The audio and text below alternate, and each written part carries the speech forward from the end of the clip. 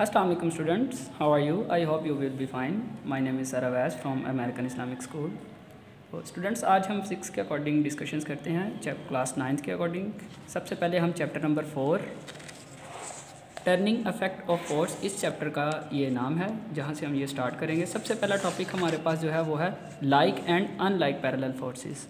तो students like और unlike parallel forces वो कौन सी फोर्सेस होती हैं? Like parallel forces are the forces that are parallel to each other and have the same direction.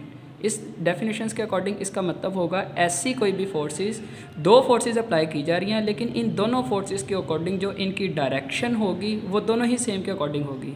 जैसा कि आपके पास ये डायग्राम के ऊपर ये दिखाया गया है, ठीक है। अब बैग विद एक बैग है, उसके अंदर एप्पल वगैरह कुछ रखे हुए हैं। अब दोनों सूरतों के अंदर इनकी जो डायरेक्शन है वो सेम लग रही है, नीचे की तरफ डाउनवर्ड की तरफ इनकी डायरेक्शन, दोनों सूरतों में इनकी जो डायरेक्शन है वो नीचे की तरफ मूवेबल कर रही है। तो लाइक पैरेलल फोर्सेस भी ऐसी ही फोर्सेस होती हैं कि दोनों फोर्सेस हों तो एक दूसरे के पैरेलल, लेकिन जो उनकी डायरेक्शन है वो सेम और सेम होनी चाहिए। ऐसी फोर्सेस को कहते हैं, ये हमारे पास कौन सी फोर्सेस हैं? Like parallel forces.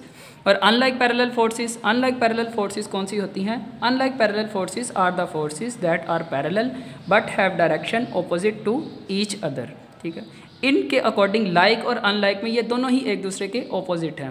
Like parallel forces के अंदर डायरेक्शन बिल्कुल सेम होगी, अनलाइक पैरेलल फोर्सेस के अंदर दोनों की डायरेक्शन ऑपोजिट कहलाई जाएगी, ठीक है। मतलब अगर एक फोर्स नीचे की तरफ मूवेबल कर रही है तो दूसरी फोर्स ऊपर की तरफ मूवेबल की जा रही होगी। ऐसी फोर्सेस जो होंगी वो हमारे पास कौन सी फोर्सेस कहलाएंगी? अनलाइक पैरेलल फोर्सेस कहलाएंगी। तो स्टूडेंट्स आज आप लोगों ने यहाँ तक ही रखना है, इंशाल्लाह बाकी जो लेक्चर है वो कल इंशाल्लाह डिस्कशन किया जाएगा। थैंक यू स्टूडेंट्स, अल्लाह हाफिज़।